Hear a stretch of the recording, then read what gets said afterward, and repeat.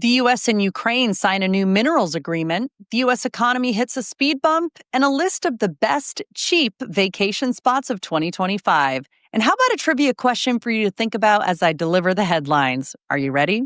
Which country exports the most sand? The answer is at the end of the show. It's Thursday, May 1st. This is the Flyover Podcast. Welcome to the Flyover Podcast, taking you above the noise for an unbiased, high-altitude view of today's headlines with daily coverage that's honest and refreshing. Let's cruise the news and land the facts. Good morning. Can you believe it's already the month of May? I'm Ayla Brown, your weekday host here on the Flyover Podcast. If this is your first time tuning in, welcome aboard. We've been working hard behind the scenes to get this podcast off the ground, and we're so glad that you're here. So while we're in flight mode, let's take off with the three biggest headlines of the day. First up, the U.S. and Ukraine just signed a new minerals agreement that's making headlines. Ukraine has granted the U.S. access to its rare mineral resources in exchange for continued American support in its fight against Russia. Ukraine's deputy prime minister flew to Washington to finalize the deal, which also includes a new reconstruction investment fund aimed at attracting global dollars for Ukraine's recovery efforts. The agreement came after some last-minute negotiating. Kiev initially pushed back on two extra documents the U.S. wanted to add in, but the signing went through, and it's being seen as a big step in deepening economic ties between the two countries.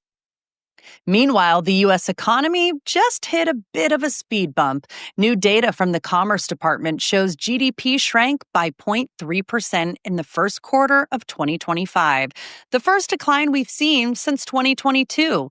The dip is largely tied to a spike in imports as businesses rush to bring in goods before President Trump's latest round of tariffs take effect. And at a White House event promoting domestic investment, Trump doubled down on his tariff policies, highlighting a surge in corporate commitments from companies like NVIDIA, Apple, and OpenAI. The administration also rolled out a new public tracker showing 47 high-value projects tied to this push for economic reshoring. And if you're daydreaming about a summer getaway that won't drain your wallet, listen up.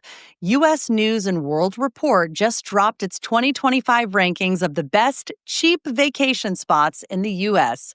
Grand Teton National Park in Wyoming snagged the top spot thanks to its stunning scenery and relatively low entrance fees. Moab, Utah, and Gulf Shores, Alabama also made the top three. The list favors destinations with either free or low-cost attractions. So think national parks, small towns with character, and plenty of natural beauty. So if you're looking to travel on a budget, you might want to check out the full list, which you can in today's email edition of The Flyover. If you're not a subscriber, sign up for free at jointheflyover.com.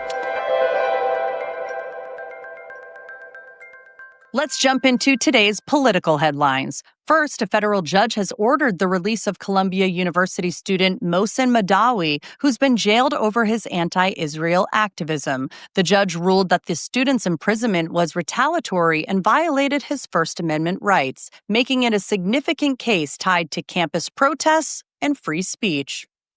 In Congress, three House Democrats, Rep. Kawaizi Amufe, Robin Kelly, and Jerry Nadler, withdrew their support for a resolution to impeach President Trump. Amufe and Kelly said they mistakenly believed the resolution had been backed by party leadership before signing on. Meanwhile, the U.S. Supreme Court heard arguments on a closely watched case involving a Catholic charter school in Oklahoma. At issue is whether the school should qualify for public funding, even though a lower court previously ruled such funding would violate the Constitution. And finally, President Trump made headlines with an off-the-cuff joke about becoming the next pope following the death of Pope Francis. While clearly a lighthearted moment, Trump went on to publicly endorse New York's Cardinal Timothy Dolan for the role, calling him, quote, very good.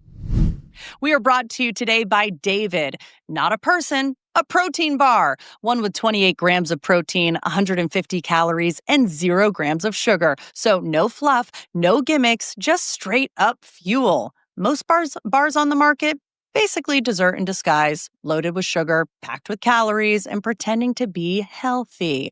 But David keeps it simple, high protein, low calorie, and nothing unnecessary. Here's the deal. If you're trying to hit your protein goals without blowing up your diet, this bar actually makes sense. No more comparing labels and doing the math in the grocery aisle. One David bar gets the job done. Protein helps build muscle, preserve strength, and keeps bones healthy, especially as we age. So, yeah, it matters. And if you can get it without all the junk, even better. David bars come in multiple flavors like chocolate chip cookie dough, blueberry pie, and the new cinnamon roll flavor. Buy 4 cartons, get the 5th free. Check it out at davidprotein.com or click on the link in the description below. Still more news on the Flyover podcast. General Motors is recalling 720,000 trucks and SUVs. Bill Belichick is creating buzz for all the wrong reasons. And a jet-powered motorcycle that flies in the sky. Stay tuned.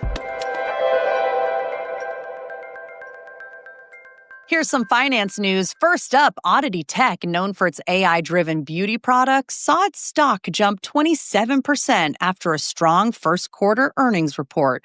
The company also raised its full-year outlook and told investors that potential tariff risks were manageable for now, which helped boost investor confidence. And over in Washington, Google CEO Sundar Pichai pushed back hard against the Department of Justice's proposal to break up the company's search business. He testified that forcing Google to share its data or spin off Chrome could stifle innovation, compromise user privacy, and weaken the U.S. in the global race for AI leadership. General Motors is recalling over 720,000 full-size trucks and SUVs from model years 2021 to 2024. The issue? Faulty 6.2-liter V8 engines that could fail suddenly, even while driving. The company says it's notifying affected owners and will make repairs free of charge.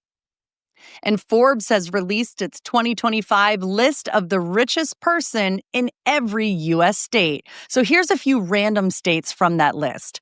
If you live in Arizona, the richest person is Ernest Garcia III, who's worth $17.3 billion. If you live in the sunny state of Florida, the richest person is Jeff Bezos at $206 billion. And bringing home the top spot in Ohio is Les Wexner and family. They bring in $7.8 billion. But you can see the richest person in your state by going on today's email edition of The Flyover. Let's also take a look at what moved in the stock market yesterday. The stock market was mostly steady, with the S&P 500 edging up to 0.15% and the Dow gaining 0.35%. The Nasdaq slipped just slightly, down almost 0.09%. Bitcoin also saw modest gains, rising about 3.38% to hover just below $95,000. Gold prices dipped 0.42% to $3,304 per ounce, continuing their recent slide.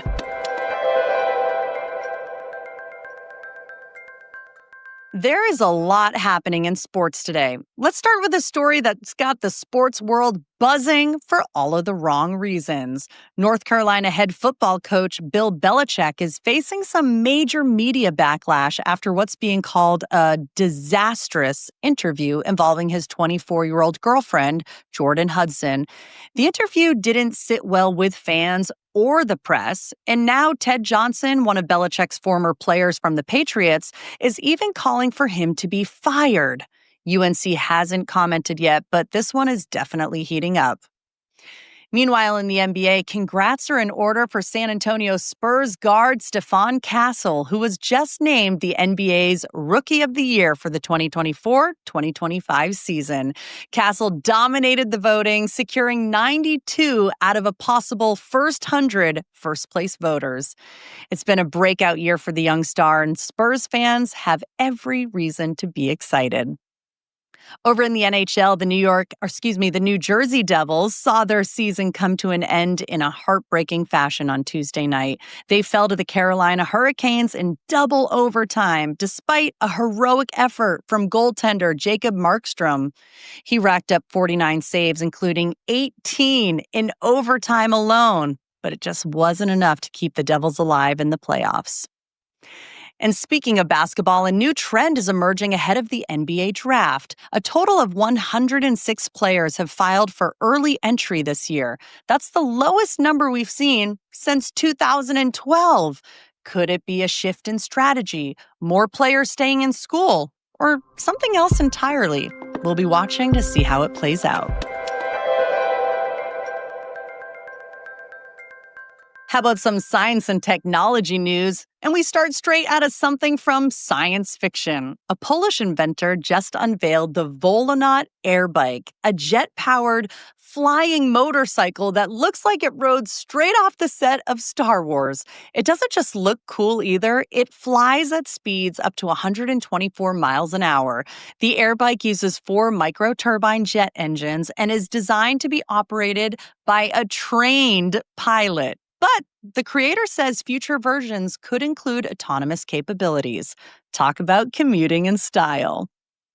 Switching gears to space, billionaire Jared Isaacman, who made headlines as the first non-professional astronaut to walk in space, just cleared a major hurdle on Capitol Hill. A key Senate committee gave the green light this week, putting Isaacman on track to become the next administrator of NASA. If confirmed, he'd be the first private citizen to lead the agency, and with his history of pushing space boundaries, expectations are sky high. And finally, here is a wild one from Australia. About 72,000 people were tuning in every day to a 4-hour music show hosted by a DJ named Thigh. The twist? Well, Thigh wasn't really a real person at all. The entire show, including the voice, was generated by artificial intelligence. Listeners were completely unaware until the station made the reveal, sparking a huge conversation about the future of AI in entertainment. Safe to say we've officially entered a new era of broadcasting, and I promise you, I am real. Now it's time for the Rotator, our spotlight section that changes each day of the week. It's Throwback Thursday, so here are some stories to bring you back in time. Let's kick things off with a little trip down memory lane. Back in the 1970s, McDonald's wasn't just a fast food chain. It was a cultural juggernaut. This was the golden era when staples like the Big Mac, Egg McMuffin, and Quarter Pounder hit the menu, and the company had already sold billions of burgers. A new photo gallery captures the hustle, the heat lamps, and the unmistakable glow of those golden arches in their prime. And speaking of icons, Barbra Streisand just turned 83 years old this week. To mark the milestone, Vogue rolled out a throwback gallery celebrating her rise from singing in smoky Brooklyn nightclubs to becoming a Broadway star and an Oscar-winning legend. It's a beautiful visual tribute to one of entertainment's most enduring voices. And finally, ever heard of a banana and mayo sandwich? Or what about chip beef on toast? A new list rounds up the 15 long-lost sandwiches that once filled wartime kitchens and old-school lunchboxes. Some are pure nostalgia. Others might make you want to raise an eyebrow like I just did. Either way, they're all part of food history, and they might spark some memories. Coming up on the Flyover Podcast, an Alabama kangaroo escape, a sweet new TikTok star, and today's polls and trivia, all coming up next. Here are some stories you didn't know you needed. Let's start with a story that's taken over the internet. Again, a wild online debate has resurfaced asking the question, could 100 average men take down one gorilla? The hypothetical has gone viral on social media, even pulling in names like Mr. Beast and Elon Musk. No surprise, opinions are very divided. But if you've ever wanted to watch humanity humble itself in the comments section, this is your moment. Meanwhile, in Alabama, traffic on I-85 came to a complete standstill, but not because of an accident. A kangaroo named Sheila made a break for it from a local petting zoo and a pumpkin patch, hopping her way straight onto the interstate. Dashcam footage shows stunned drivers trying to corral her. And yes, she is safe and back home now. And over in England, a 103-year-old woman has become a surprise TikTok influencer. This is so sweet. A video of her doing her daily makeup routine from her nursing home has racked up nearly 200,000 views. It's sweet, it's stylish, and it's proof that you're never too old to go viral. All right, everybody, it's time for yesterday's results and today's poll question. So why don't we go over the question and the answer from yesterday? Because I think the answers are shocking. The question was, do you like to play pickleball? 73% of you said no, 16% said yes, and 11% said getting into it. I'm speechless. I would have thought more people would enjoy pickleball. Maybe you haven't tried it yet. Maybe you live in cold climates. Whatever the reason, next time someone is looking for an extra player, consider jumping in for a game. And here's today's poll question. Which decade had the best music? I think some fights are going to brew here. There are 6 different ways to answer. The 50s, 60s, 70s, 80s, 90s, and other? You want to hear something really fascinating about music? Research shows that the genre or the bands that you loved in high school tend to shape your musical taste well into adulthood. Honestly, that checks out for me. I was in high school in the 2000s, so yes, I am firmly in the quote, the other category. Maybe someday I'll tell you who my favorite artist is. Okay, I'll tell you now. It's Celine Dion. Who's yours? All right, are you ready for the trivia question? Which country exports the most sand? The answer? Well, you might not think of sand as a hot commodity, but it's a big business. The United States leads the world in sand exports, followed by the Netherlands, Germany, Belgium, and then Cambodia. Together, these 5 countries account for over 60% of all sand shipped around the globe. And yes, demand is only growing as construction and tech industries scoop it up. No pun intended.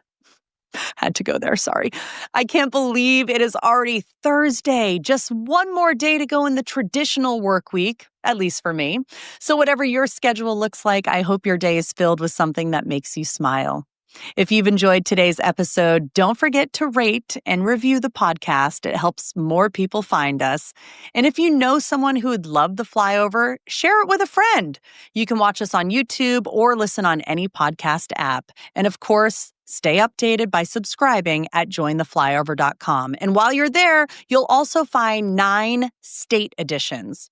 I'll see you tomorrow. Thanks for flying with us.